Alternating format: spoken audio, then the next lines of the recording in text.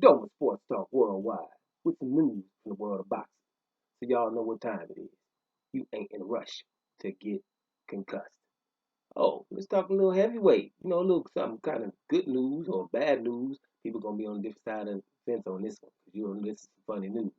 Dillian Whyte versus Alexander Povetkin, the rematch, gonna be in November in London. It's on. You know, so Dillian's gonna come back quick in some of our opinions. And you know, Dilly and the other opinions gonna be, well, shoot, man, what he supposed to do?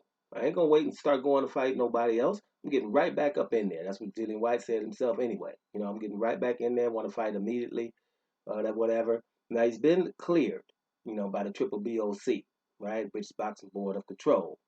Been cleared. The go ahead is there. So I guess everybody's checked. They had their little 28 days that they're supposed to have after you get, you know, brutally knocked out. And sometimes they can raise it up to 45 days, whatever. But some people think you should, you know, take a little time. But it's probably hard to tell a fighter that thinks he's a winner.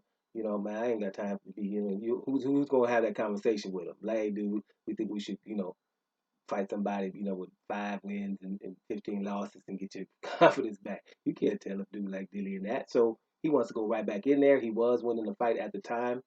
He thinks it's just a mistake.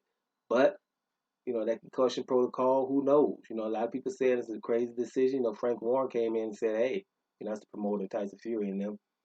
You know, he came in and said it's a crazy decision. Now, of course, he's a rival promoter. So, you know, but a lot of people are worrying about, you know, his health on this one. So let's see what happens. You know, good luck, Dillian, on this one. Really, you know, good luck on this one. You know, nobody wishes him bad, but you know, it's kind of risky now. But let's make sure this is clear. You know, when you know this the mandatory position. If Dillian is to win, still he got to back up off of those fights that are supposed to happen with undisputed and those top fights. He still has to back off there because make sure it's clear you lost to Povetkin, right? Even if you come back and beat Povetkin, you know, all of a sudden, like, everything has to stop for a dude who just saw lose to Povetkin badly. So there's no way. So at least we know this. Regardless of what Dillian does in this fight, those fights can happen. But that mandatory can wait.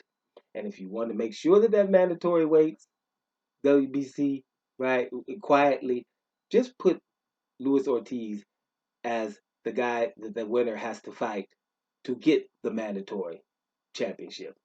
Or not the championship, but the mandatory status, right? Just put Luis Ortiz. Don't act like you can't put Luis Ortiz there. You can.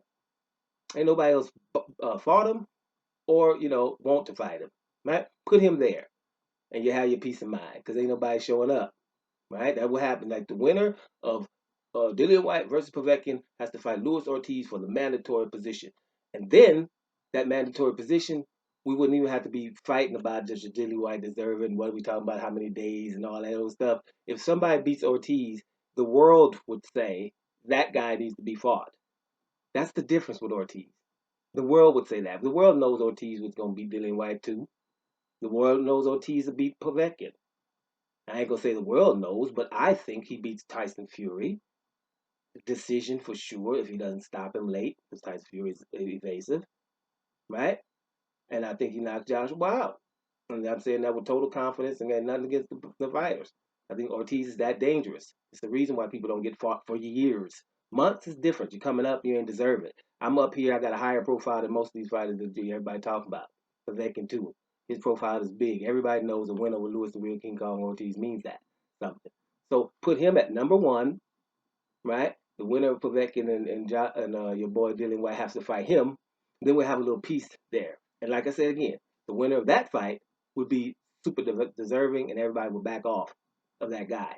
That would be the perfect scenario, and I think Luis Ortiz deserves that just for the simple fact put him somewhere so people have to fight him. Because you either put him somewhere where you know he's on a third on WBC or fourth, that they can still get around that. You know, put him that status right there in front of the door and then watch the vacancy. There ain't nobody in line no more. Watch. Let's see what happens. But back to Dillian, man. You know, good luck with this fight because I don't think, me personally, I think he probably shouldn't do that in his first fight back. But then again, it's Dillian. Dillian is nuts. Dillian ain't playing. You know, he going in here trying to knock this boy out this time. Left hooking. You know, so Dillian is a fighter, so he's gonna go in here. You know, you can't tell him nothing right now. But you know, like like I say, good luck.